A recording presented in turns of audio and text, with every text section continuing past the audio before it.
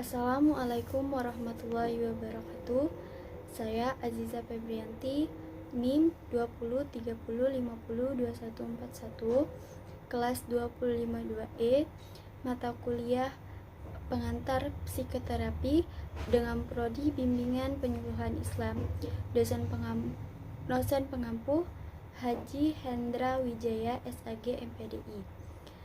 Baiklah, saya di sini akan mempresentasikan dengan tema perbedaan psikoterapi dan konseling, pendekatan mental illness, dan yang terakhir bentuk-bentuk utama terapi.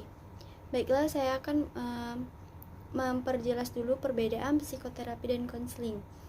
Menurut sebagian ahli, psikoterapi dan konseling dianggap sebagai suatu sinonim karena memiliki banyak kesamaan. Contohnya, dalam hal tujuan, yaitu untuk membantu orang lain, tapi sebagian ahli lainnya menganggap bahwa kedua hal tersebut berbeda, maka perlu terus dilakukan upaya pembedaan agar keprofesiannya jelas dan diketahui masyarakat dan tidak menimbulkan keraguan.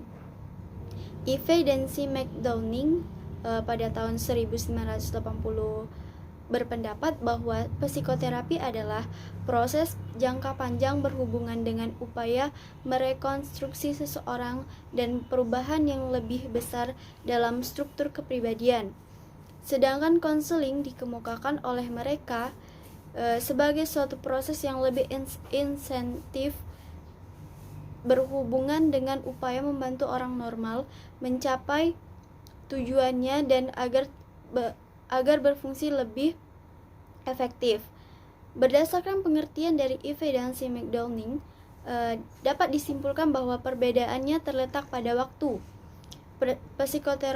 Psikoterapi merubah kepribadian seseorang dengan jangka waktu yang lama, sedangkan konseling hanya membantu seseorang yang normal agar lebih efektif dan mencapai tujuannya. Perbedaan antara psikoterapi dan konseling dapat dilihat dari segi tujuan, klien, konselor, dan penyelenggara, serta metode yang digunakan. Berdasarkan tujuan, menurut Maurer tahun 1953, konseling mengatasi orang yang mengalami kecemasan normal, sedangkan psikoterapi mengatasi orang yang mengalami gangguan kecemasan. Menurut Steffer dan Grant pada tahun 1972 mengatakan tujuan konseling terbatas, hanya mempengaruhi perkembangan seseorang dengan situasi sesaat, sedangkan psikoterapi tidak hanya memperhatikan sekarang melainkan yang akan datang. Dan Blocker pada tahun 1996 merumuskan perbedaan antara keduanya sebagai berikut, yaitu satu pada konseling yaitu developmental, edukatif, dan preventif, sedangkan psikoterapi remediatif, adjustif terapi. Dari berbagai pandangan tokoh di atas, saya menyimpulkan bahwa perbedaan psikoterapi dan konseling dilihat dari tujuannya. Psikoterapi untuk menyembuhkan, merubah seseorang yang telah mengalami masalah untuk jangka waktu yang panjang, sedangkan konseling bertujuan untuk mencegah seseorang mengalami masalah serta membantu seseorang untuk menemukan identitas dirinya yang sebenar-benarnya. Dilihat dari klien, konselor, dan penyelenggara. Secara tradisional, membedakan konseling dan psikoterapi mudah karena pada konseling, konselor menghadapi klien yang normal, sedangkan terapis menghadapi klien yang mengalami neurosis atau psikosis. Patterson pada tahun 1973 dan Fallon pada tahun 1977 mengatakan konseling diberikan pada klien, sedangkan psikoterapi diberikan pada seseorang pasien. Konselor dan psikoterapis memiliki latar belakang pendidikan yang berbeda, namun ada kesamaan yang terletak pada subjek tertentu yang harus dilatih dan dipelajari, seperti teori dasar kepribadian dengan perkembangan, gangguan, perubahan, dan penilaian dan alat penilainya. Konseling bisa dilakukan di lembaga pendidikan seperti sekolah, perguruan tinggi, biro khusus atau praktik pribadi. Psikoterapi dilakukan dalam kegiatan yang sifatnya klinis di lembaga pendidikan dengan pengaturan dan suasana yang khusus. Namun, psikoterapi banyak dilakukan di rumah sakit, lembaga khusus atau praktik pribadi yang berhubungan dengan kesehatan. Baiklah, ini yang terakhir, perbedaan menurut dilihat dari metode. Perbedaan antara konseling dan psikoterapi tidak besar karena berbagai metode biasa dipakai keduanya, seperti raport, menerima dan menghargai hakikat dan martabat pasien, kualitas hubungan dengan pembatasannya. Namun, perbedaan antara keduanya diungkapkan oleh Steve Fear dan Graham pada tahun 1972, yaitu konseling ditandai oleh jangka waktu yang lebih singkat, lebih sedikit waktu pertemuannya, lebih banyak melakukan evaluasi psikologis, lebih mempermudah masalah sehari-hari klien, lebih memfokuskan pada aktivitas kesadaran, lebih memberikan nasihat, kurang berhubungan dengan transference, lebih menekankan pada situasi yang real, lebih kognitif dan kurang intensitas emosi, lebih menjelaskan dan menerangkan, dan lebih sedikit kekaburannya. Kita lanjut membahas yang kedua, yaitu pendekatan mental illness. Mental illness adalah sebuah penyakit medis yang dinyatakan ketika pasien telah melewati pemeriksaan dan mendapatkan diagnosa yang hasilnya penurunan signifikan. Penurunan tersebut terjadi bukan karena ada kemampuan kognitif saja, melainkan juga penurunan dari sisi afektif dan relasional individu. Adapun pendekatan yang bisa dilakukan dalam psikoterapi untuk mengobati mental illness adalah, yaitu yang pertama, pendekatan psikoanalis. Teori psikoanalisis Freud telah menjadi teori yang paling banyak digunakan dan dikembangkan hingga saat ini dengan metode psikoanalisis, di mana Freud memang melakukan hal tersebut dengan tujuan agar bisa mengembalikan struktur kepribadian dari pasien sehingga pasien tersebut bisa sadar dan kembali mengenali diri sendiri. Namun hal tersebut tidak mudah, apalagi proses terapi ini berfokus pada pendalaman pengalaman yang dialami pasien saat masih kanak-kanak. Menurut kode etik psikologi, cara ini diperbolehkan untuk mereka yang terkena mental illness. Yang kedua yaitu pendekatan behavioristik. Menurut teori belajar behavioristik, manusia merupakan makhluk reaktif dengan tingkah laku yang dikontrol oleh pengaruh yang berasal dari luar. Jadi, bisa disimpulkan bahwa pada hakikatnya manusia ditentukan dari pengaruh lingkungan sosial budaya.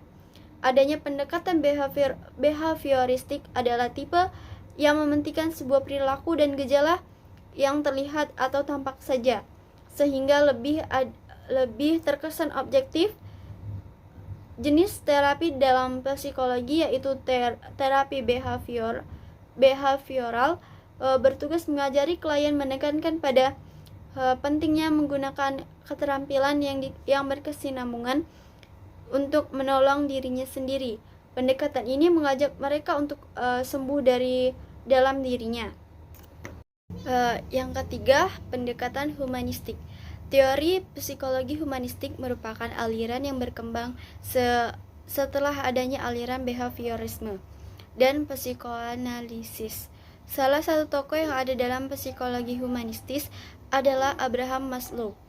Kita mungkin juga sudah familiar sekali dengan teori kebutuhan menurut Maslow ini, umumnya masuk ke dalam psikologi humanistis, di mana jenis psikologi ini tidak hanya melihat pasien yang memiliki mental illness, namun juga mereka yang membutuhkan dukungan dan juga mempertahankan mereka yang tidak terkena mental illness untuk bisa bertahan menghadapi masalah atau tekanan. Dalam fisioterapi, hal ini juga sangat erat kaitannya, terutama untuk menumbuhkan semangat dan motivasi seseorang supaya bisa kembali mendapatkan fungsi-fungsi normal dan dari tubuhnya. Dan yang keempat, pendekatan transpersonal. Nilai-nilai spiritualitas yang tinggi ini bisa dibentuk dan dikembangkan secara lebih maksimal lagi. Seseorang mungkin akan timbul motivasi yang lebih tinggi setelah mendapat pemaparan tentang bagaimana kualitas hidup yang seharusnya ia bentuk dan bisa sembuh dari mental illness. Adanya pendekatan ini bertujuan untuk memberikan dukungan atau tambahan semangat pada pasien, khususnya mereka yang tidak didukung penuh oleh keluarganya untuk bisa sembuh. Padahal obat yang paling mujarab adalah dunia medis, sekalipun adalah hubungan dan support dari orang terdekat. Yang kelima yaitu pendekatan kognitif. Teori ini memang lebih memfokuskan pada pasien agar dapat melihat diri Anda sendiri dari sudut pandang yang berbeda dibandingkan sebelumnya. Teori ini memang cukup efektif untuk mengatasi gangguan mental yang sehari-hari terjadi dan membuatnya lebih baik dibandingkan sebelumnya. Teori ini merujuk pada gangguan yang memang lebih luas dari sebuah mental illness, sehingga tidak tertuju pada satu masalah saja. Jika kita membicarakan mengenai gangguan mental dan juga mental illness, sederhananya, mental illness merupakan penyakit yang mana berkaitan dengan kesehatan mental seseorang. Berbagai istilah lainnya mungkin dianggap sama, namun beberapa pihak menggunakannya secara berbeda. Pada Diagnostic and Statistical Manual of Mental Disorder dan International Classification of Mental Disorders menggunakan istilah mental disorder yang memiliki arti gangguan jiwa. Di dalam gangguan mental sendiri terdapat klasifikasi atau pembagian yang mempermudah untuk mempelajarinya. Sedangkan untuk mental illness merupakan pengertian dari kata awam yang biasanya disebut sakit jiwa. Mental illness ini menyebabkan beberapa orang memiliki kehidupan yang acak-acakan. Pada dasarnya, mental illness terbagi menjadi beberapa ciri, yaitu 1. Komunikasi yang kacau, baik dilakukan antar sesama ataupun komunikasi besar seperti forum dan juga kelompok. Dan yang kedua, mengalami keresahan seperti gelisah, tidak bisa tidur, dan juga mengalami insomnia berkepanjangan. Hal ini menyebabkan penderita yang menjadi kurang konsentrasi, bermasalah, dan juga sering menyebabkan penderita mengamuk dan bermasalah. Lanjut ke pembahasan kita yang ketiga, yaitu bentuk-bentuk utama terapi. Psikoterapi menurut Pares dalam Markham 2007 dapat dibedakan menjadi dua aspek, yaitu menurut taraf kedalamannya dan menurut tujuannya. Menurut kedalamannya dibedakan psikoterapi suportif, psikoterapi reduktif, dan psikoterapi rekonstruktif. Psikoterapi suportif bertujuan untuk memperkuat perilaku penyesuaian diri klien yang sudah baik, memberi dukungan psikologis dan menghindari diri dari usaha untuk menggali apa yang ada dalam bawah sadarnya. Alasan penghindaran karena kalau akan dibongkar atau ketidaksadarannya, kalau klien ini mungkin akan menjadi lebih parah dan penyesuaian dirinya. Psikoterapi suportif biasanya dilakukan untuk memberikan dukungan pada klien untuk tetap bertahan menghadapi kesulitannya. Psikoterapi redukatif bertujuan untuk mengubah pikiran atau perasaan klien agar ia dapat berfungsi lebih efektif. Terapis mengajak klien atau pasien untuk mengkaji ulang keyakinan klien, mendidik kembali agar ia dapat menyesuaikan diri lebih baik setelah mempunyai pemahaman yang baru atas persoalannya. Terapis tidak hanya membatasi diri membahas kesadarannya saja, namun juga tidak terlalu menggali ketidaksadarannya. psikoterapi jenis reedukatif ini biasanya terjadi dalam konseling. Dan yang ketiga, psikoterapi rekonstruktif bertujuan untuk mengubah seluruh kepribadian pasien atau klien dengan menggali ketidaksadaran klien, menganalisis mekanisme defensif yang patologis, memberi pemahaman akan adanya proses tak sadar dan terus-menerus. Psikoterapis jenis ini berkaitan dengan pendekatan psikoanalisis dan biasanya berlangsung intensif dalam waktu yang sangat lama. Baiklah, itu saja yang bisa saya jelaskan. Lebih dan kurang saya mohon maaf. Sekian. Kalau ada salah kata saya mohon maaf. Sekian dan terima kasih. Wassalamualaikum warahmatullahi wabarakatuh.